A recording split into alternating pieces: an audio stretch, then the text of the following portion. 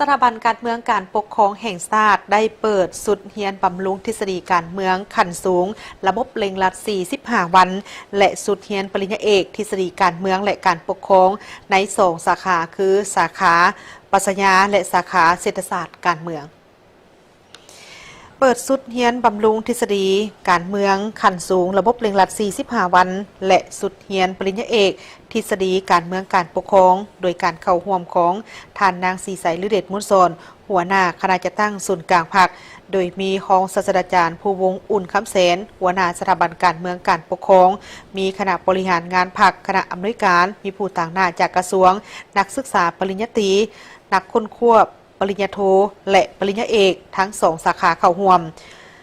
ปริญญาเอกสุภาวดีหลาคำซอยหัวหน้ากรมคุ้มครองการเรียนการสอนได้ขึ้นรายงานในหู้ว่าเพื่อเป็นการยกระดับความรู้ความสามารถให้แก่ทันแถวพนักงานนำพาคุ้มครองของพรรคและรัฐกำแน่นบรรดาลักมุนทฤษฎีมาร์กเลนินเป็นต้นลักมุนทฤษฎีปรัชญาเศรษฐศาสตร์การเมืองลัทธิสังคมนิยมวิทยาศาสตร์การปกครองรัฐแนวคิดไก่สอนพวิหารมูลเสื้อและประวัติศาสตร์ของชาติของพรรคกฎระเบียบพรรคแนวทางนโยบายของพรรคมติของประชุมใหญ่ของพรรคและนิติกรรมต่างๆของกรมการเมืองศูนย์กลางพรรคคณะเลขาธิการศูนย์กลางพรรคและคณะบริหารงานศูนย์กลางพรรครัฐธรรมนูญกฎหมายนิติกรรมของรัฐในแต่ละระยะพร้อมกันนั้นก็เป็นการเสื่อมซึมกำแน่นเนื้อในจิตใจและแนวทางนโยบายของภาครัฐในแต่ละระยะสำหรับการจัดตั้งปฏิบัติหลักสูตรทฤษฎีการเมืองขั้นสูงระบบเร่งรัด45 วันประกอบมีนักศึกษาทั้งหมด28 ทานหญิง2 ทานนักศึกษาจะทำเฮียนจำนวนวิชาเฮียนทั้งหมดแม่น10 วิชามี37 หัวข้อพร้อมกันนั้นจะไปทัศนะ1 วันเริ่มจัดตั้งปฏิบัติการเฮียนการสอนเริ่มตั้งแต่วันที่8 ธันวาคม 2025ไปจนถึงวันที่30 มกราคม 2026และระบบปริญญาเอกการเมืองการปกครองมีนักศึกษาจำนวน8 ทานหญิง2 ทานและจะได้จัดตั้งการเรียนการสอนนำไส้รูปแบบเต็มเวลา3 ปี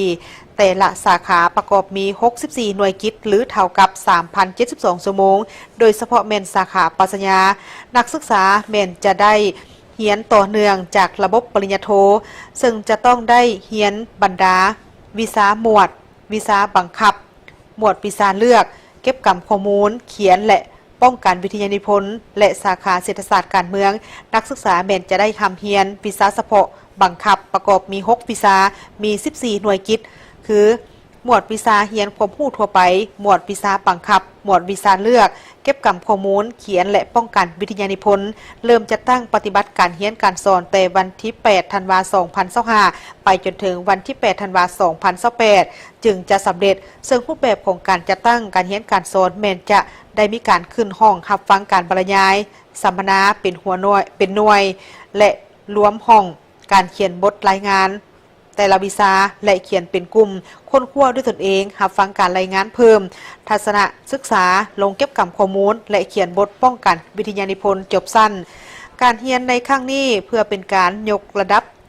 ความรู้ความเข้าใจทางด้านทฤษฎีการเมืองการปกครองให้แก่พนักงานนำพาคุ้มครองของภาครัฐเป็นต้น